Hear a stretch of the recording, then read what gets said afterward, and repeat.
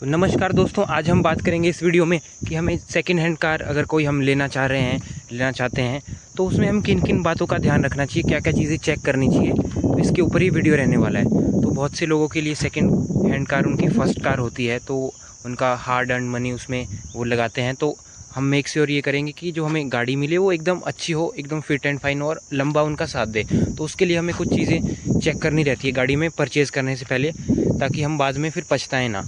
तो second hand गाड़ी लेने में आप अवॉइड करें 10 साल के बाद की डीजल और 15 साल के बाद की पेट्रोल कार। मिलने में तो आपको ये कारें बहुत सस्ती मिल जाएंगी, लेकिन बाद में जो डेली बेसिस पे आप परेशान होंगे, जो क्या ये ख़राब हो गया, कल ये ख़राब हो गया, परसों ये ख़राब हो गया, तो हमें इसलिए इन चीज़ों को अवॉइड करना चाहिए। तो कोशिश आप ये करें हमेशा जो गाड़ियाँ लें अपने किसी रिश्तेदार या जानने वाले से लें, क्योंकि अगर वो आपको क्या है उसकी पूरी सच्चाई बता देगा, कुछ भी उसमें दिक्कत रहेगी, क्या करने वाले हैं, क्या काम होने वाला है, वो आपको सब रियलिटी बता देगा, जो है वो है। फिर भी कई लोगों के पास ऑप्शन नहीं होता कि सभी रिश्तेदारों से ही गाड़ियाँ लें, तो डीलर के पास से भी अगर आप गाड़ियाँ लेंगे तो कुछ चीज़ें क्या इसमें चेक करनी रहेंगी। और गाड़ी उनसे भी लें आप जिनको गाड़ियों का अच्छा नॉलेज हो, जो टेक्निकल नॉलेज रखते हो, ताकि उनके पास से लेने के आपको चांसेस ये हैं कि गाड़ी आपको अच्छी मिले और लंबे टाइम में अच्छा आपका साथ दे। तो यहाँ पे हमारे पास टाटा नैनो है, इसमें हम चेक करेंगे। तो ये वीडियो 2 भागों में होने वाला है। एक, जब गाड़ी हम स्टेशनरी रखेंगे, इंजन स्टार्ट नहीं करेंगे तब चेक करेंगे, और दूसरा इंजन स्टार्ट करके और उसके बाद इसको चला के चेक करेंगे, उस टाइम में क्या क्या चीज़ें चेक करनी रहती हैं। तो इसके लिए गाड़ी सबसे पहले फ्लैट सरफेस पे खड़ी होनी चाहिए और एक धूप निकला हुआ दिन हमें चाहिए। तो मैंने एक चेक लिस्ट प्रिपेयर की है अपने एक्सपीरियंस और नॉलेज से, तो इससे मैं आपको बताऊंगा क्या क्या चीज़ें चेक करनी है। तो सबसे पहले तो हमें गाड़ी पे आउटर अपीयरेंस ही चेक करेंगे हम, कि कोई ऐसा डेंट मेजर तो नहीं है, कोई ऐसे स्क्रैचेस तो नहीं है। वो छोटे मोटे स्क्रैचेस तो चलते हैं, डेंट वगैरह भी चलते हैं, इसमें कोई मेजर इशू वाली बात नहीं है। लॉन्ग टर्म में ये चीज़ें आपको नहीं दिक्कत करेंगी।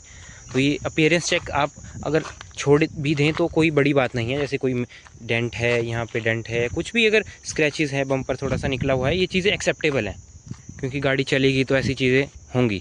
जो आपको मेन चीज़ देखनी है बॉडी में, वो देखना है कोई ऐसा मेजर एक्सीडेंट का कोई गाड़ी शिकार तो नहीं हुआ है। उसको चेक करने के लिए हमें सबसे पहले आगे का बोनट खोलना होगा। बट हमने इसका खोल लिया आगे वाला, तो इसमें भी हमें मेजर यही चेक करना है, कोई मेजर जैसे ये सीलेंट वगैरह लगा है, ये प्रॉपर कंपनी फिटेड वाला सीलेंट है, जैसे पूरा सीलेंट लगा है। यहाँ पे कोई ऐसा कोई मेजर वेल्डिंग वर्क तो नहीं हुआ है, किसी ने अलग से मैनुअली वेल्डिंग तो नहीं मारा है, कोई ऐसा कोई मेजर एक्सीडेंट हुई हो तो आगे से ऐसा कोई वेल्डिंग मार्क तो नहीं है, ये आगे वाली सब फ्रेम है, मेंबर है, इसमें किस प्रकार का ऐसा कोई वेल्डिंग रिपेयर वर्क तो नहीं हुआ है। ये सब हम चीज़ें चेक कर सकते हैं। और ये पिलर पे जो हमारी बीडिंग है, सबसे कॉमन यही तरीका रहता है। जैसे यहाँ पे स्पॉट वेल्डिंग के निशान आप देख रहे हैं, तो ये spot welding factory fitted robots में ही होती है।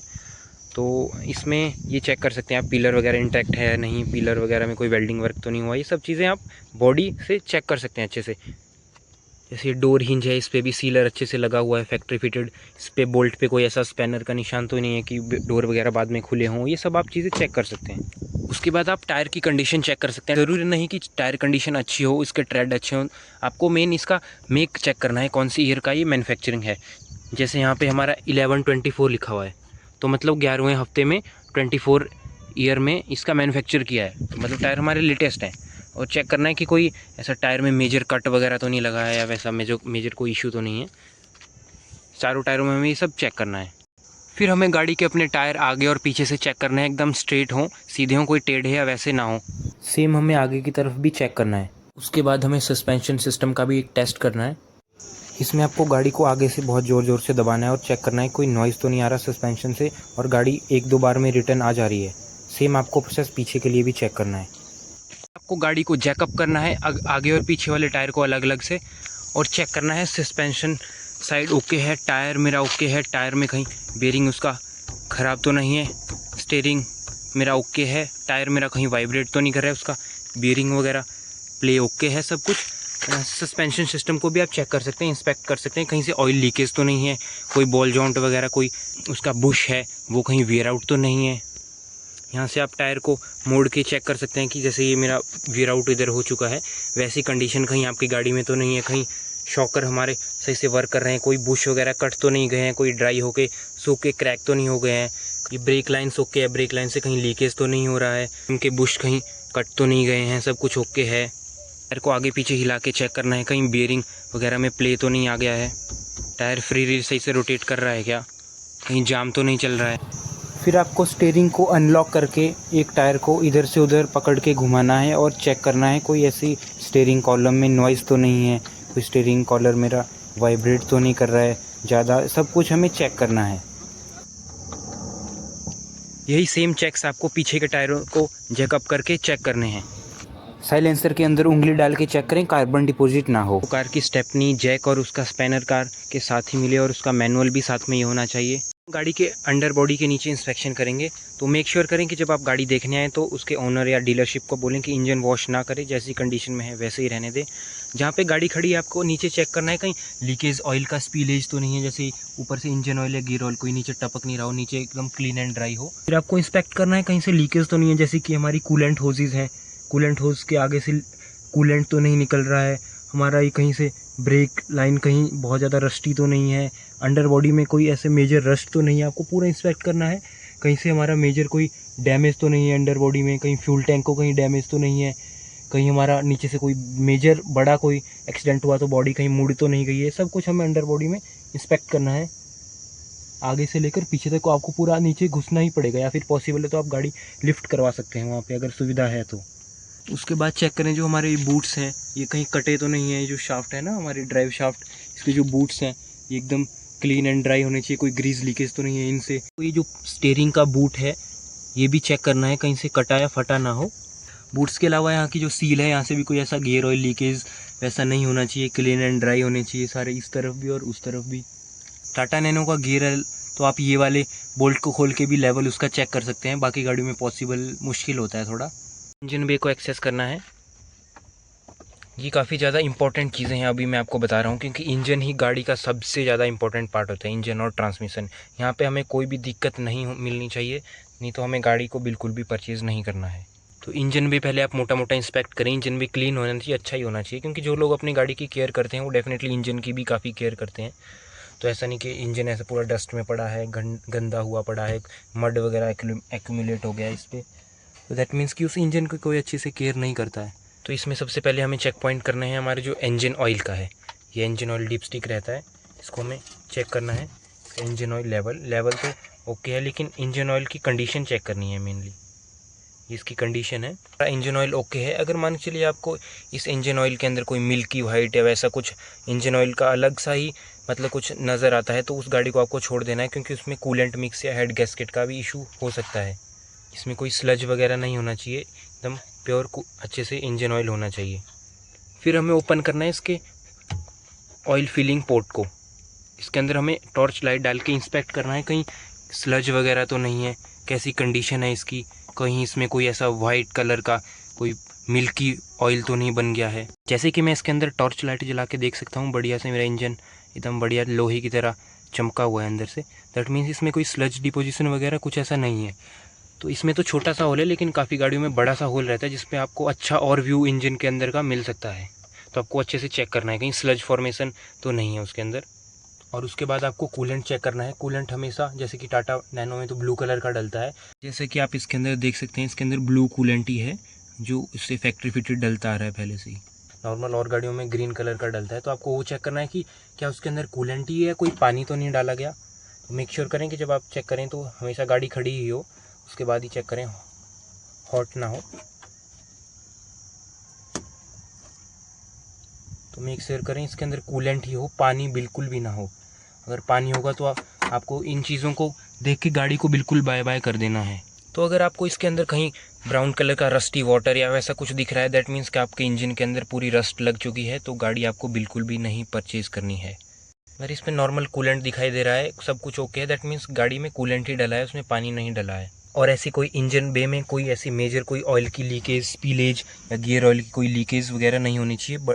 क्लीन इंजन, बढ़िया क्लीन एंड ड्राई होना चाहिए।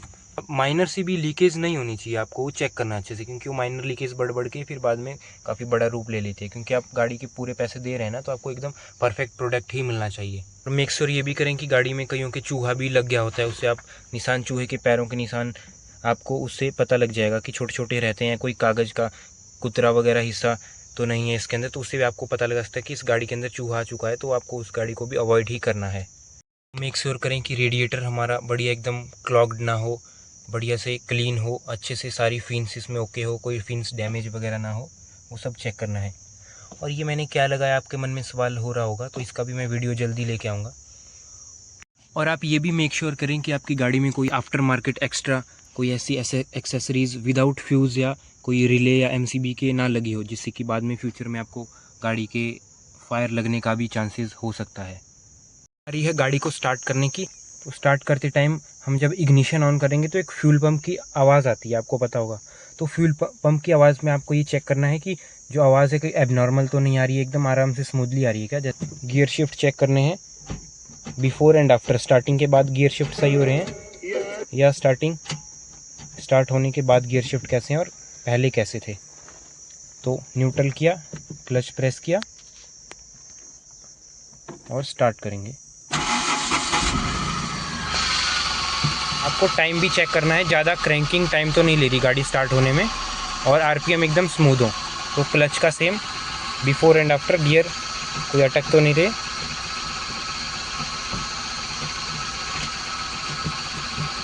ओके है।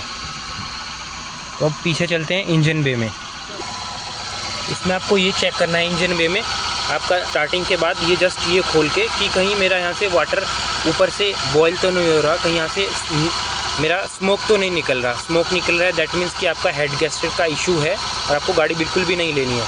देखिए मेरा स्टार्टिंग है, कहीं से ऐसा कोई स्मोक नहीं निकल रहा है, आराम से वाटर स्टेबल है। इसको मैं बंद कर दूंगा।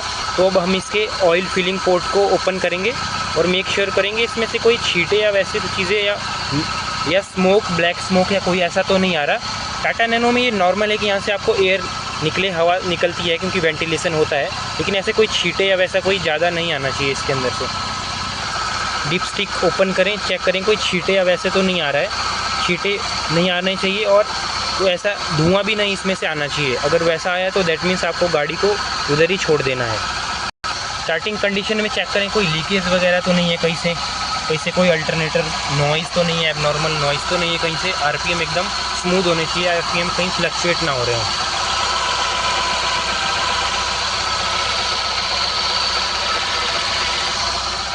और ये भी मेक श्योर करना है कि यहाँ से कोई ब्लैक स्मोक वगैरह तो नहीं आया। मैं इसको हाई एक्सीलेटर से रेव करूँगा और चेक करूँगा कि इधर से कोई ब्लैक स्मोक वगैरह तो नहीं निकल रहा है।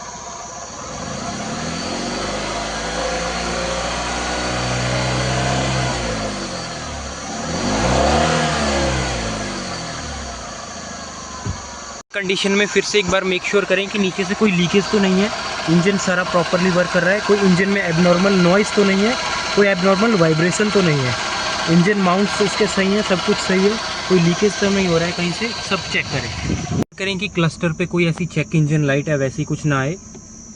ये सिर्फ हैंड ब्रेक की लाइट है जो आपको दिख रही है, उसके अलावा कोई भी ऐसी लाइट नहीं आनी चाहिए। उसके लिए आप ये OBD स्कैनर से भी चेक करते हैं, क्योंकि कई लोग क्या करते हैं इसकी चेक इंजन लाइट उधर से ही डिसेबल कर देते हैं, उसको काट देते हैं, इस पर टेप लगा देते हैं। लेकिन आप OBD स्कैनर से चेक करें कि इसमें कोई ऐसी पेंडिंग लाइट तो नहीं आ रही है कहीं। उसके बाद ऑन कंडीशन में स्टीयरिंग को घुमाएं फुल लेफ़्ट राइट, कहीं एबनॉर्मल नॉइज़ तो नहीं आ रही है कहीं से स्टीयरिंग से, नॉइज़ तो नहीं आ रही है कहीं, सब कुछ चेक करें। हमारा डायनेमिक चेक शुरू होगा क्योंकि स्टैटिक चेक जो खड़ी थी गाड़ी उसका हमने सारा चेक कर लिया है। तो चलाने से पहले एक बार आप क्लच की हार्डनेस चेक करें, क्लच ज़्यादा हार्ड तो नहीं है। उसके बाद सारे गियर लगा के देखें, फर्स्ट एंड रिवर्स। देखें आप कितना क्लच आप जितना छोड़ेंगे रिस्पेक्ट में उसके गाड़ी कितनी चलती है। जैसे कि आप मान के चलिए काफ़ी ज़्यादा क्लच आपको छोड़ना पड़ता है तब गाड़ी मूवमेंट ले रही है। देखिए मैंने इतना सा ही क्लच छोड़ा और गाड़ी ने मूवमेंट लेना चालू कर दिया, दैट मीन्स हमारा क्लच भी ओके है। और सेम रिवर्स केस के कंडीशन में रिवर्स गियर डालेंगे, सर सही से गाड़ी रिवर्स हो रही है क्या, सब कुछ एबनॉर्मल तो नहीं है, कोई नॉइज़ तो नहीं आ रही है रिवर्स गियर में, सब कुछ चेक करके। तो अब इसको चलाते हैं रफ़ ट्रेन में। थोड़ा फर्स्ट गियर लगाया, आराम से एक्सीलेटर छोड़ा, देखेंगे कोई नॉइज़ तो नहीं आ रही है एबनॉर्मल।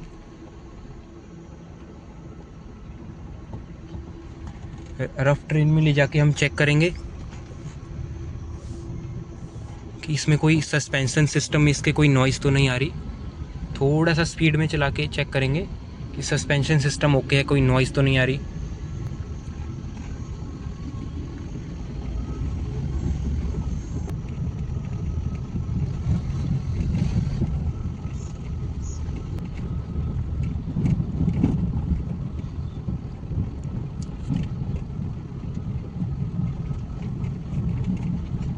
रैटलिंग तो नहीं है कहीं से, रैटलिंग नॉइज़ तो नहीं है कहीं पार्ट्स वगैरह से। हालांकि टाइम के साथ साथ रैटलिंग नॉइज़ आ जाती है, लेकिन फिर भी आपको चेक करना है और उस हिसाब से नेगोशिएट आप कर सकते हैं। हाई स्पीड पे टर्न लेके चेक करेंगे कहीं सस्पेंशन वगैरह कहीं से ज़्यादा नॉइज़ तो नहीं, दब तो नहीं रहा।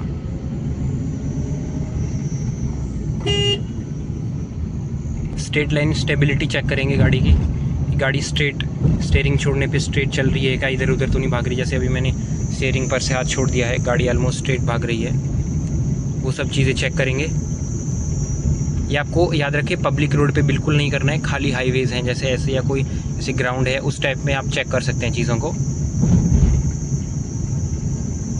पब्लिक रोड में ऐसा बिल्कुल भी ना करें।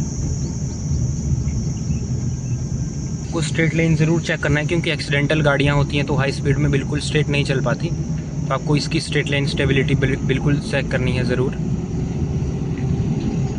से अभी मैंने हाथ छोड़ दिया है, मतलब हाथ ऑलमोस्ट स्टीयरिंग के ऊपर रखना है, लेकिन बस स्टीयरिंग को पकड़ना नहीं है, बस चेक करना है कि गाड़ी स्ट्रेट चल रही है नहीं चल रही है, जस्ट फॉर कन्फर्मेशन।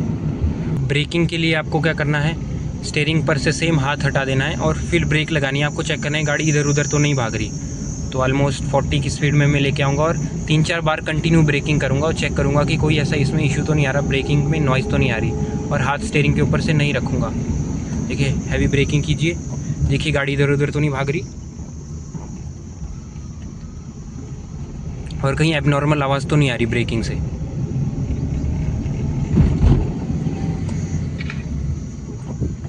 सब कुछ चेक करूँगा अच्छे से, क्लियर, कोई डाउट नहीं रहना चाहिए।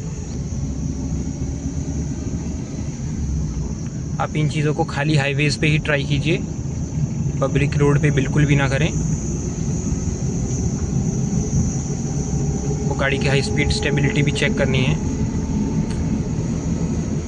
सारे गियर्स लगा के चेक करना है।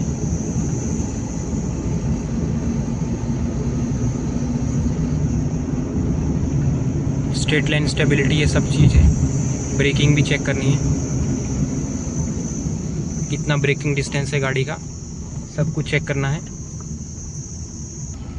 हैंड ब्रेक की एफिशिएंसी भी चेक करनी है।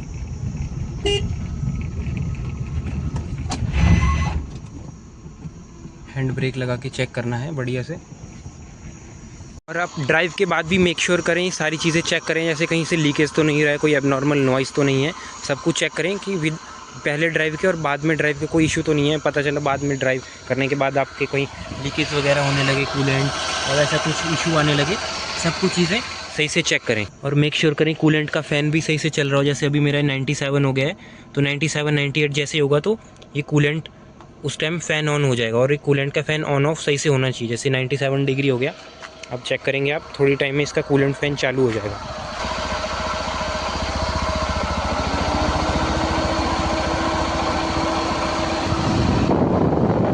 इसका कूलेंट फ़ैन चालू हो चुका है 98 डिग्री सेल्सियस पे, तो और ये 91 पे जाएगा, तब ये कूलेंट फ़ैन अपने आप ऑफ हो जाएगा। ये सारी चीज़ें चेक करें, कूलेंट फ़ैन सही से काम कर रहा है नहीं कर रहा है, सही से ठंडी कर रहा है गाड़ी को या नहीं कर रहा है, everything need to be checked. लेने के बाद घर में आप तभी उसको फुल पेमेंट कीजिए जब आपका आरसी आपके नाम पे ट्रांसफ़र हो जाए। जैसे हर कंपनी या हर डीलरशिप आपको 5 या 6 दिनों की वारंटी देती है कि उसके अंदर आप गाड़ी रिटर्न कर सकते हैं। तो आप भी वैसे ही, अगर आप किसी लोकल मैकेनिक से वैसे से ले रहे हैं तो आप उससे गारंटी मांगिए कि मुझे 5 या 6 दिन की गारंटी चाहिए, तब तक मैं गाड़ी को चेक करूँगा, नहीं आई तो मैं रिटर्न भी कर सकता हूँ, या आप उसको एग्रीमेंट लिखवा के लीजिए। उसके बाद सबसे मेन एक प्रो टिप मैं आपको लास्ट में देना यही चाहूँगा कि सही गाड़ी ली आप उसको 200 से 300 किलोमीटर बिना किसी इंजन ऑफ किए नॉन स्टॉप चलाएं। देखें उसमें सारी चीज़ें मॉनिटर करें, कहीं ऑयल्स कम तो नहीं हुए, पहले ड्राइव से पहले, शुरू करने से पहले आपने जितना लेवल किया था उसके बाद भी उतना ही लेवल है, ये सब चेक करें। तो इस वीडियो में इतना ही। आशा करता हूँ इस वीडियो में जितने भी चेक पॉइंट आपको बताए गए हैं ये आपको एक अच्छी कार लेने में मददगार साबित होंगे। तो मिलते हैं अगले किसी वीडियो में ऐसे इंटरेस्टिंग टॉपिक के साथ। तब तक के लिए सेफ चलें, अपना और दूसरों का रोड पे ख्याल रखें। वीडियो देखने के लिए आपका बहुत बहुत धन्यवाद।